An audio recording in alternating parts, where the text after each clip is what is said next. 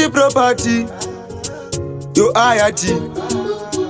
Just Skillaz, alright there. Hupenyu hwakanaka, slow down.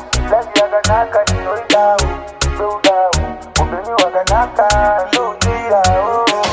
Ushurira upenyu hwakanaka, udawo upenyu hwakanaka. Zimashani rangu kazi muzambo ndakavaka, zijakwa ndodhura mufunge ndakapaka. Ushurira upenyu hwakanaka, udawo upenyu hwakanaka. Zimashani rangu kazi muzambo ndakavaka, zijakwa ndodhura mufunge ndakapaka.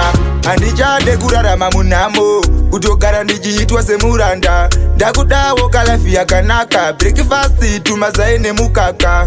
Apa nyama takazadza patebo, timbomirai kuti pamavegetable. Kozi takakura tingori mavegetarian, kana riri bhiya zvangu ndoda red wine. Ushurira upenyu hwakanaka, udawo upenyu hwakanaka. Zimashani rangu kazi muzambo ndakavaka, zijakwa ndodhura mufunge ndakapaka.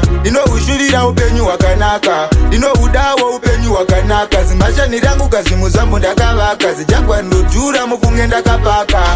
Iyo inhamo ndichaipondawo, sezvo yakaitwa namukoma Sauro. Totenda kumberi ndichaenda, ndimbobva ndasarenda handikande mapfumo pasi. Chandinoziva kuti mangwana hasi nhasi, saka handimire ndoramba ndichitry. Inguva nemukana ukasvika zvichaflowa, kana kuUK kuna toro ndichaflya. Ushurira upenyu hwakanaka, udawo upenyu hwakanaka. Zimashani rangu kazi muzambo ndakavaka, zijakwa ndodhura mufunge ndakapaka.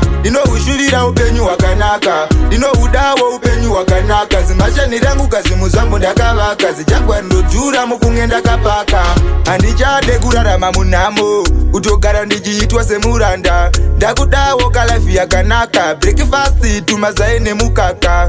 Apa nyama takazadza patebo, timbomirai kuti pamavegetable. Kozi takakura tingori mavegetarian, kana riri bhiya zvangu ndoda red wine.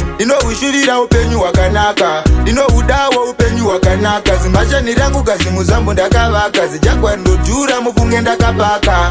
Ushurira upenyu hwakanaka, udawo upenyu hwakanaka. Zimashani rangu kazi muzambo ndakavaka, zijakwa ndodhura mufunge ndakapaka.